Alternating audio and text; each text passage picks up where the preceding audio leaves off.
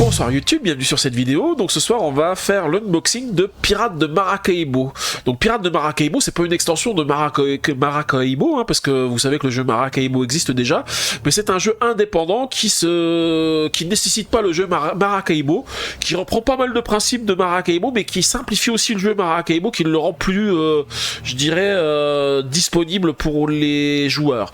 Donc il est vraiment sympa. La carte, elle se fait, plutôt que d'avoir une carte dans laquelle on va se balader avec un gros plateau, là c'est une carte que l'on fait avec des cartes à jouer, et en fait on va se déplacer sur ces cartes là. Quand on va les récupérer, on va les reprendre dans notre main, elles vont être remplacées par une autre, et ainsi de suite, et puis on va pouvoir compléter comme ça pour obtenir tous nos objectifs.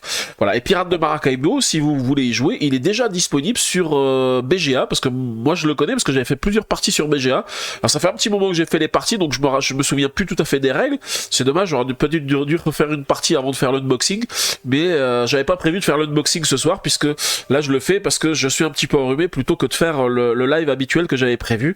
Donc voilà, il arrive un petit peu plus tôt que prévu, mais on aura l'occasion d'y revenir de toute façon, puisqu'il y a bientôt l'extension qui sort au mois d'avril, et j'ai l'intention de prendre l'extension, donc on reparlera de Pirates de Maracaibo. Voilà, en tous les cas, n'hésitez pas à laisser un petit pouce bleu et des commentaires, et on se retrouve à la fin de la vidéo.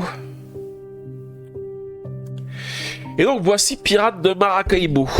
Donc là la boîte, bah ouais, quand on a vu la belle boîte de tout à l'heure, alors elle est sympa, hein. Y a des illustrations avec des pirates, des choses comme ça. C'est pareil, il se joue en solo, hein. Je pourrais jouer en solo, hein. C'est de 1 à 4 joueurs, hein. C'est 25 minutes par joueur. C'est vrai que sur BGA il se joue rapidement, mais il n'y a pas la mise en place à faire sur BGA, donc voilà, c'est un petit peu différent. Mais c'est vrai que par rapport à la boîte de tout à l'heure, super, en forme de livre, celle-ci c'est plus une boîte classique, mais elle est quand même très sympa. Allez, on va ouvrir, on va voir ce qu'il y a de beau à l'intérieur. On a pas mal de choses. Alors déjà, on va voir de nouveau des sachets. Ce jeu, il nous tente bien avec GRM. Ok. Bah, c'est vrai qu'il est bien. Moi, j'ai fait une partie de Maracaibo, j'avais bien aimé, mais je trouvais que c'était un petit peu compliqué. Et Pirates de Maracaibo, j'ai fait, je pense, une dizaine de parties sur BGA. Et quand je l'ai testé, j'ai dit, ah, et je retrouve un petit peu l'esprit de ce que j'avais testé dans Maracaibo, mais qui était plus facile. Et c'est pour ça que je pouvais pas passer à côté. Je me suis dit, il faut que je me l'achète, celui-ci. Donc qu'est-ce qu'on va trouver dans le jeu? Bah déjà pas mal de pions, des meeples. Alors on va ouvrir tout ça, on va regarder un petit peu tout ce qu'on a à l'intérieur. Alors un gros sachet qui contient plein d'autres petits sachets. On va retrouver des cubes qui représentent les ressources. On a de l'or, on a de l'émeraude, on a des perles. Donc ça, ce sont des ressources qui vont être sur le plateau de jeu sur lequel on va aller. On va les récupérer, on va pouvoir aller les enterrer sur une île. Et en fait, quand on les enterre sur une île, ça va nous permettre de récupérer des points de victoire, mais surtout de récupérer des actions supplémentaires. Vous avez vu le Monopoly One Piece, j'avais pas vu. Par contre, moi j'ai vu un truc aussi qui était passé sur Facebook.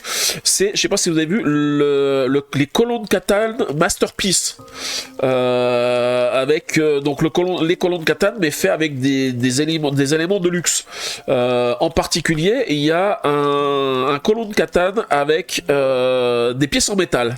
Par contre, vu le prix, je le prendrai pas. Hein. C'est 1000 euros, $1000 pour la totale en métal. Donc si je reviens au jeu, parce qu'on est en train de parler quand même du jeu, je fais l'unboxing. Donc là les ressources, donc l'or, l'émeraude, les perles. On va retrouver nos jetons explorateurs. Les jetons explorateurs, c'est les jetons qui vont être sur une des cartes. Alors on a pas mal de cartes, hein. Je sais pas comment ça va donner en live, hein, ce jeu, parce qu'il y a beaucoup d'éléments qui viennent sur le plateau. Donc on a une île sur laquelle on a des explorateurs. En fonction des cartes qu'on va acheter, l'explorateur va se déplacer sur la carte, et en fonction de sa position, il va récupérer soit des points de victoire, soit des actions supplémentaires, et on va pouvoir comme ça avancer au fur et à mesure de la partie. On a ensuite les cubes qui sont ici. Ce sont des cubes qui vont juste marquer. Alors dans notre bateau on a des cales dans lesquelles on va pouvoir aussi charger des ressources, et en fait à chaque fois qu'on va charger une ressource sur la cale, parce qu'on peut l'avoir qu'une seule fois, et bien on va le marquer avec un des jetons. Le jeton on va le mettre à l'emplacement pour dire que ça on l'a déjà pris. Donc c'est pareil, à chaque fois qu'on va récupérer quelque chose pour mettre dans notre bateau, ça peut être soit pour nous donner des actions supplémentaires, soit pour nous donner des points de victoire, soit d'autres choses. Donc en fait voilà, c'est une fois que c'est fait, c'est fait. Ensuite on a nos bateaux. Donc c'est pareil, des bateaux de chacune des couleurs, hein, des 4 couleurs. Ça c'est les bateaux qui vont se déplacer sur la mer des Caraïbes qu'on va faire avec nos cartes. donc nos cartes qui sont ici, hein, qui vont nous rapporter les ressources. Et donc en fait on va se déplacer sur les cartes. Donc on peut toujours qu'avancer avec les bateaux, on peut jamais reculer et on avance au minimum d'une case. Et quand on avance, si je dis pas de bêtises, on ne peut pas se déplacer en restant dans la même ligne, parce que si on reste dans la même ligne de carte, ben en fait on peut faire ça et revenir et ainsi de suite. Donc chaque fois qu'on avance, on est obligé d'avancer d'une case. Par contre, si j'ai deux cases et que je veux aller sur cette carte là, je peux très bien faire 1-2 où je peux faire un détour pour réussir à aller sur la carte. La lune noire au même prix, c'est mieux. Voilà, donc vous avez aussi... ouais, c'est ça, la lune noire au même prix, c'est mieux. Je pense que ce que tu me parlais, c'était ce que j'avais dit tout à l'heure pour les colonnes de catin en métal. Ouais, je pense que la lune noire en Lego, ça sera beaucoup mieux. Ensuite, on a des jetons boucliers. C'est les jetons qui vont servir à marquer notre score, donc le nombre de points de vie. Donc ils vont être sur le plateau de score et ils vont avancer au fur et à mesure qu'on gagne des points de vie. Et puis ensuite, on a les dés qu'on va utiliser. Donc ce sont les dés qu'on utilise pour se déplacer. On va faire des lancers de dés, puis en fonction du lancer de dés qu'on va faire, on va se déplacer sur notre plateau. Ensuite, on va retrouver des cartes. Alors des cartes avec couverture facile mais que je n'arrive toujours pas à ouvrir. Là il n'y a pas de plateau, donc Elf il va pas dire que je laisse le cutter sur le plateau. Hop. Alors les cartes elles ont pas un format standard, elles ont un format médium. Donc du coup ça tombe mal pour moi parce que j'avais plein de cartes format standard, mais j'ai pas de carte format de protège carte format médium, donc il va falloir que j'en achète. Donc les cartes, ce sont les cartes que l'on va mettre, hein, qui vont constituer le plateau. Donc je vous montrerai dans la règle du jeu hein, comment on constitue le plateau, il l'explique, hein, voilà. Et ensuite avec nos bateaux, on va se déplacer sur les cartes, on va faire les actions qui sont indiquées ici. Donc là par exemple, ça nous dit soit de creuser 2 cases, ou de gagner 5 pièces d'or, parce que c'est une action immédiate. Vous voyez, à chaque fois, on a le petit symbole d'action immédiate. On a des symboles là où on lance les jets de dés. Alors, je sais plus pourquoi on lance les jets de dés, mais je sais plus comment on fait. Non, c'est pas une collectionnite. Enfin, si. Oui et non, Logan, parce que les cartes, quand on les a, on les récupère et on les garde aussi devant nous, parce qu'il y a des points aussi qu'on peut récupérer.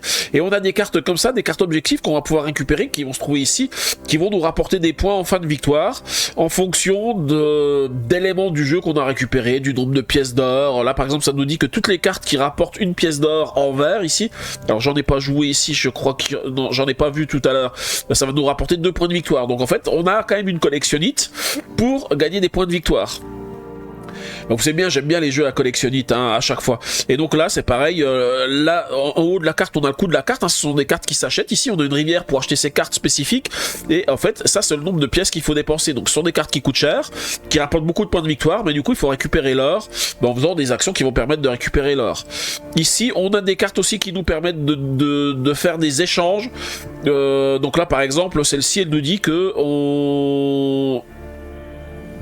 non, c'est pas des échanges, je sais plus comment ça se passe. Oui, c'est en fait celle-ci, elle me dit que dès que j'ai au moins 3 ressources différentes sur mes îles plus 4 or, je gagne 3 points de victoire. Et puis ensuite, je peux faire l'autre effet qui est ici pour faire 7 points de victoire. Parce que ça, à chaque fois, ce sont des points de victoire. Tout ce qui est dans un petit bouclier, c'est les points de victoire. Ça reprend la forme des jetons de points de victoire qu'on a ici. Voilà, donc déjà, tout plein de choses pour noter les points de victoire. Ça, je pense que ce sont les cartes du mode solo aussi, hein, parce que il y a plusieurs actions, elles sont numérotées un petit peu différemment. Ouais, donc ça, ce sont forcément les cartes du mode solo. Par contre, on va retrouver beaucoup de cartes de ce type-là. Alors, les cartes après, en plus, elles ont des niveaux. On a des cartes de niveau 1, des cartes de niveau 2, des cartes de niveau 3. Et en fait, parce que la partie, elle se déroule en 3 manches. Donc, je crois qu'au début, on va prendre que des cartes niveau 1 et quelques cartes niveau 2. Et ensuite, on a un placement qui est un petit peu différent. Alors, le placement, je le connais pas trop parce que forcément j'ai joué sur BGA et BGA le placement il le fait tout seul, donc on s'occupe jamais de ça.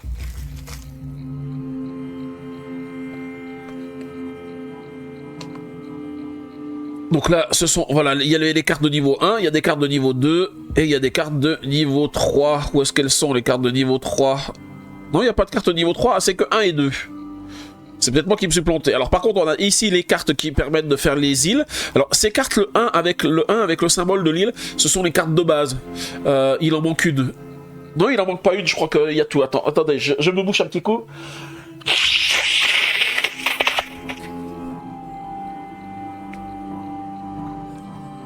Donc voilà, donc ces cartes-là, ce sont les cartes de base, celles qui ont la petite i ici, et après on les complète avec d'autres cartes comme ceci, ce qui fait qu'en fait la partie elle est jamais non plus la même.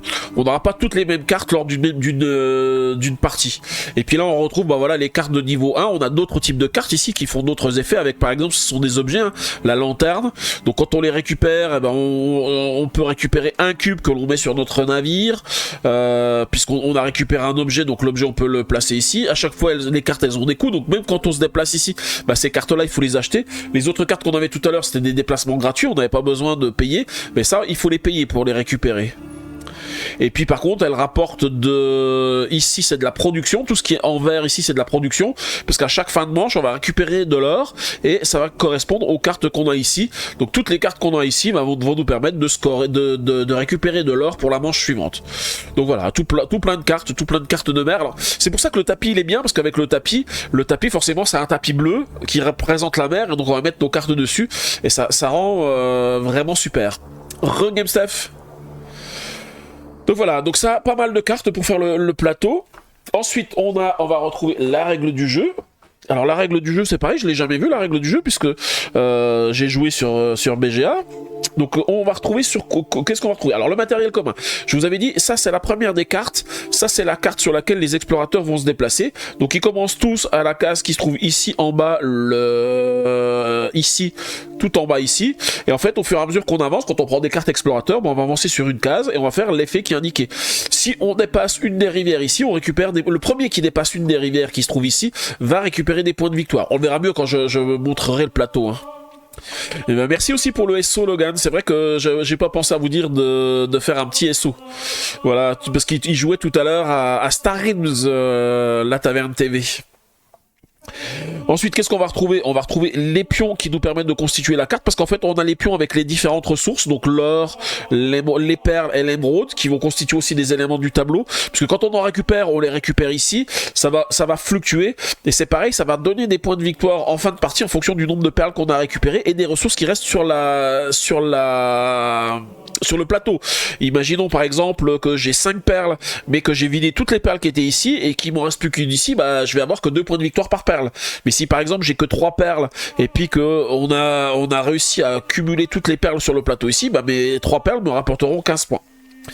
Voilà, ensuite on nous dit bah voilà les cubes que l'on a, voilà, avec le gris qui est générique, donc les cubes de ressources qui correspondent aux 3 ressources, les 3 dés de raid, on a des pièces de 1, de 2 et de 5, des doublons. Là c'est pareil, je crois qu'il existe un kit d'upgrade pour avoir des pièces en métal, mais je l'ai pas non plus. On a des figurines de proue, forcément on a un bateau, on va pouvoir mettre des figurines de proue. Les figurines de proue elles ont des effets différents. Ce qui est dommage c'est qu'il y a aussi prochain jeu on fait Draconis en avril, ça te va? Ouais ok, ça me va Game Steph. Ça serait bien parce que j'ai vu qu'il y a eu des mises à jour la dernière fois. Je te refilerai encore des feuilles comme ça on pourra scanner des trucs en plus. Et en plus ils ont un super ME la taverne TV. Ah oui ils ont un super ME. Donc on a des cartes, on nous dit que 42 cartes de niveau 1, il y a 8 lieux de 12 résidences, 22 développements. Des cartes de niveau 2, ensuite il y en a 41 et il y a 25 cartes de quête. Il y a des tuiles valeurs. Alors les tuiles valeurs, à quoi ça sert? Je crois que ça sert à définir les valeurs des perles ici, elles vont être différentes. Ensuite au niveau du matériel des joueurs, forcément on va retrouver une tuile de bateau.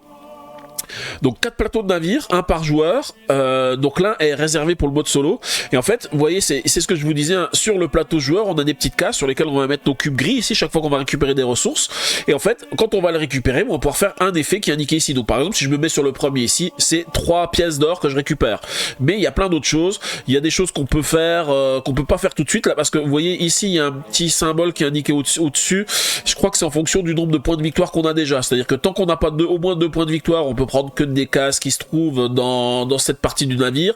Une fois qu'on a entre 2 et 8 cette partie là, entre 8 et 12 ici, et plus de 12 faire les derniers effets, sachant que les derniers effets ce sont les plus élevés.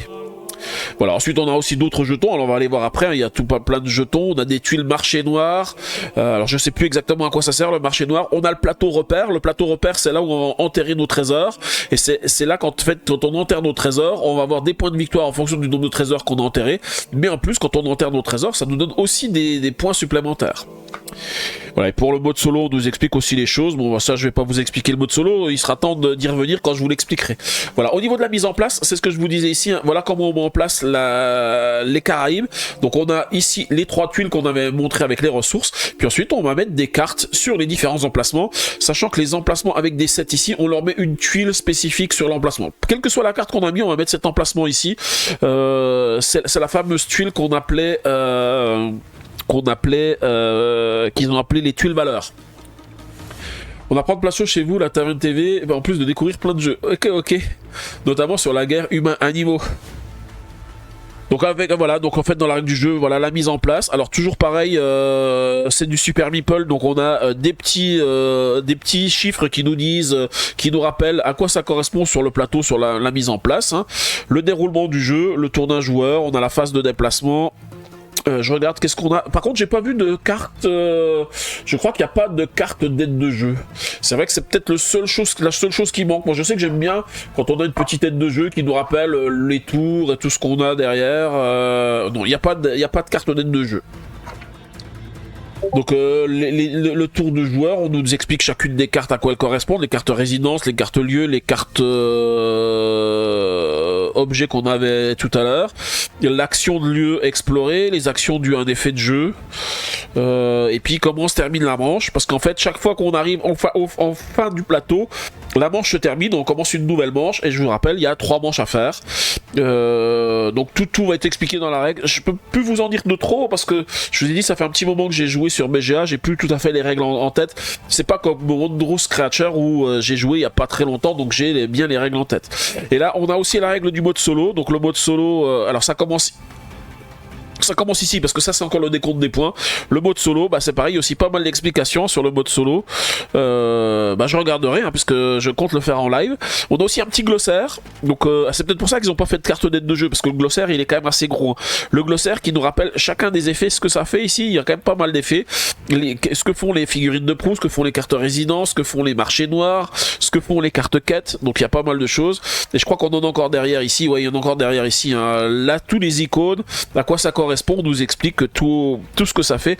Donc le fond de la règle du jeu, je pense qu'il faudrait presque le réimprimer, ces 2 pages là, pour que on puisse en avoir plusieurs, pour pas qu'on en ait qu'un seul et puis qu'on puisse le placer à d'autres joueurs. Je pense que moi je le ferai, j'en imprimerai 1 ou 2 que je mettrai encore en plus dans la boîte. Oui, le nombre d'icônes, ouais, il y a beaucoup d'icônes, hein, Logan, hein, tout à fait, hein, comme tu dis, hein. Il y a beaucoup de choses à savoir sur Pirates de Maracaibo. Maracaibo c'est pire, hein. Là c'est simplifié par rapport à Maracaibo. Chaque tuile est différente, et donc du coup c'est un petit peu comme tout à l'heure on a vu les cartes pour Wondrous Creature, hein. Dans Maracaibo, les cartes, chaque carte a un effet différent, donc chaque tuile a un effet différent. Il faut se reporter à la règle du jeu. Là c'est plus simple, on a des icônes une fois qu'on a l'habitude du jeu, voilà. Je fais une luxation de cerveau avant même de commencer le jeu. Mais non, je suis sûr que tu y arriverais.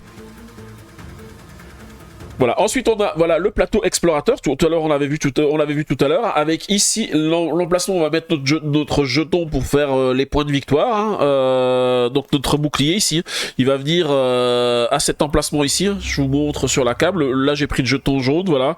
On va le déplacer autour du plateau. Et ça, c'est le plateau avec les explorateurs. Donc on le voit mieux là que sur la règle du jeu, avec les différents effets qu'on peut faire. Alors là, il faut se rappeler ce que font les icônes, hein. Là, ce sont des points de victoire. Ici, ça permet de récupérer des ressources. Ça permet de récupérer des combats parce qu'on va avoir des combats navals. Ça permet d'enterrer des trésors. Voilà, il y a pas mal de choses. Et puis chaque fois qu'on le premier qui passe une des rivières va gagner un nombre de points de victoire qui est indiqué ici. Donc là 4, là 8, là 12. Et puis quand on arrive ici, le premier qui passe ici, il va avoir 16, mais en plus il va mettre son jeton dans un emplacement ici. Donc non seulement il va avoir 16 points parce qu'il est le premier à l'avoir traversé, mais en plus il va pouvoir se placer sur une des positions qui se trouve ici. Alors je dis peut-être plus de bêtises que ce soit le premier qui gagne les points de victoire. Peut-être que c'est chaque joueur qui prend les points de victoire, puisqu'en fait c'est ici où il y a un départage en fonction de la position. Maracaibo, on a mis 1h30 à la mettre en place et on a rangé. Ok. Moi j'y ai joué lors d'un festival, on nous avait mal expliqué les règles et c'était un petit peu la catastrophe. Donc j'avoue que notre partie elle a duré très longtemps. Voilà. Et ensuite, on a tout plein de punchboards. Donc, dans les punchboards, qu'est-ce qu'on va retrouver? On va retrouver nos îlots trésors. Forcément, les îlots trésors, ou ce qu'ils appellent le repère, il y en a un par joueur, puisqu'on est 4 joueurs. Donc, il y en a un par joueur. Ils n'ont pas de spécificité de couleur, je crois. Hein. Non, en fait, on voit pas la couleur des joueurs. Non, il reste normal. Alors, ils ont 2 faces, mais je me rappelle plus à quoi sert l'autre face. Ça doit être pour le mode solo. Je pense que pour le mode solo, il y a une face supplémentaire. On va retrouver ici les doublons de 2, de 5, de 1.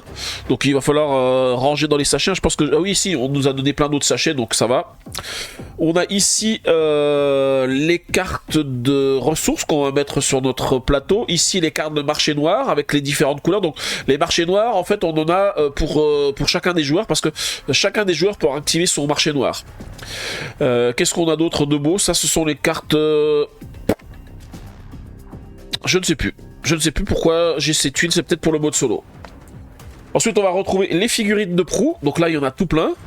Ce qui est dommage, c'est ce que je disais tout à l'heure, hein, c'est que Super Meeple, pour ceux qui ont acheté la première édition, ils donnaient des figures de proue en promotion. Il y en a 2 qui existent. Même si j'avais commandé sur le site de Super Meeple, je les aurais eu, mais par contre, moi j'ai commandé chez Philibert et du coup, je les ai pas eu. C'est dommage. J'espère qu'avec l'extension, si je le commande sur le site de Super Meeple, j'aurai ces 2 figures de proue. Parce que j'avoue que quand il y a du bonus et que c'est du cosmétique, c'est pas trop grave, mais quand c'est du gameplay, ça m'embête toujours de pas avoir tout ce qui est gameplay, moi. C'est marrant, sur le terrain de rugby, il y a une pub Monopoly Go. Ah oui, c'est vrai. Voilà. Donc on va retrouver ici les deuxièmes plateaux de repères des joueurs. Là il n'y a rien derrière, donc c'est bien ça. Il n'y en a qu'un seul où il y a quelque chose, ça doit être pour le mode solo. Là on va retrouver les 3 tuiles qui permettent de constituer notre carte, avec ici les pions dont on a besoin nous pour jouer. On a ces tuiles qui ont une forme spécifique, là je sais plus à quoi ça sert. Je sais que je les ai utilisées mais je me rappelle plus. Et puis ensuite on a nos bateaux. Donc les bateaux, voilà, ils ont une forme de bateau, ils ont une pièce, enfin, c'est un peu une forme de puzzle ici pour pouvoir mettre notre figure de proue. Hein, vous voyez, la figure de proue, elle a un petit accrochage ici pour le mettre sur le bateau. Ici, chaque emplacement où il y a des canons ici, c'est un emplacement qui s'enlève, puisque c'est là où on va mettre les cubes gris qu'on va récupérer pour dire qu'on a défini telle ou telle action. Et ensuite, ici, on a un petit récapitulatif du lancer de dés en fonction du lancer de dés que l'on fait. Enfin, du nombre de points qu'on l'on fait dans le combat, ce que ça la permet de prendre. Parce que quand on va lancer nos dés pour faire un combat, eh bien, on peut dépenser les chiffres pour faire des actions. Par exemple, si je dépense une épée, je gagne 1 point de victoire. Et après, je peux dépenser 2 épées pour gagner 3 pièces d'or, ou 5 pour gagner une ressource. J'imagine ce jeu refait par Welcome Ribs. Ah bah, on aura des vrais bateaux en 3D. Effectivement, ça va être un matériel de dingue, Logan, avec Welcome Ribs.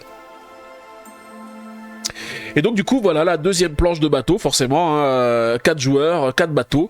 Donc ça fait aussi pas mal de unboxing à faire, pas mal de choses à enlever pour ranger, pour que le jeu soit dispo. Donc là par contre pas de rangement particulier dans la boîte, hein. La boîte elle est vide, hein. On range juste tout dedans avec les petits sachets et puis on se débrouille comme ça. C'est vrai que c'est dommage qu'il n'y ait pas eu un petit truc pour ranger les cartes, parce que là les cartes elles vont se balader. Alors ce que je vais faire moi, c'est que pour éviter que les cartes se baladent, on va tout de suite essayer de les ranger dans un sachet. Je sais pas si ça tient dans un sachet, dans les sachets qu'on nous a donnés. Si, parce que les cartes elles sont moins épaisses. Alors c'est vrai qu'une fois que j'aurai mis les pochettes, elles vont être un peu plus épaisses, donc du coup ça mérite un petit insert. Ouais, ça mériterait un petit insert, je suis d'accord avec toi, Logan. Ça va peut-être venir, hein, une fois qu'il y aura l'extension, peut-être que certains vont proposer. Moi j'avoue que de toute façon je n'en prendrai pas tant que j'ai pas l'extension, parce que sinon ça sert à rien. Si c'est pour ne ranger que le matériel de base sans pouvoir ranger l'extension, ça sert pas trop.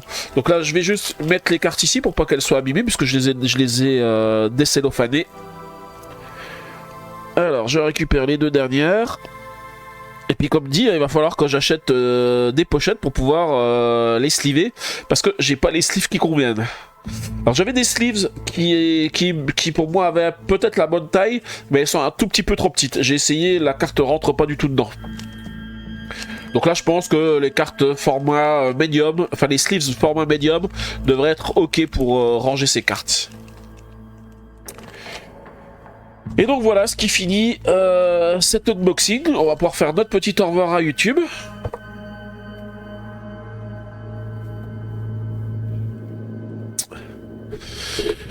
Voilà, au revoir YouTube, donc j'espère que cette vidéo vous a plu. Donc là, ce soir, on a fait l'unboxing de Pirates de Maracaibo. Donc il y a pas mal de matos dans le jeu, pas mal de cartes aussi, hein. Moi je sais que j'ai bien aimé parce que je l'ai testé, j'ai fait plusieurs parties sur BGA, donc c'est surtout ça qui m'a tenté de l'acheter, sachant que j'avais déjà testé Maracaibo auparavant, et je l'avais bien aimé, mais il était peut-être un poil compliqué, et je trouve que celui-ci est beaucoup plus abordable. Et puis aussi moins long en termes de partie, parce que Maracaibo c'était au moins 3 heures de jeu à 3, celui-ci c'est indiqué 25 minutes par joueur, donc en 1h30, normalement à 4 ça devrait être plié. Je pense que c'est pas loin de la vérité. En tous les cas, sur BGA c'est à peu près ça. Bon, bien sûr sur BGA on n'a pas le déballage du jeu, la mise en place et puis le rangement après. Donc c'est peut-être ça aussi qui rajoute un petit peu de temps de jeu. Voilà, en tous les cas, j'espère que ça vous a plu. N'hésitez pas à laisser un petit pouce bleu et des commentaires, et surtout n'hésitez pas non plus à vous abonner à ma chaîne pour ne pas rater les prochaines vidéos que je ferai. Et en l'occurrence, étant donné que Pirates de Maracaibo je joue en mode solo, eh bien je compte bien y jouer très prochainement. Voilà, en tous les cas, je vous dis merci et je vous dis à bientôt.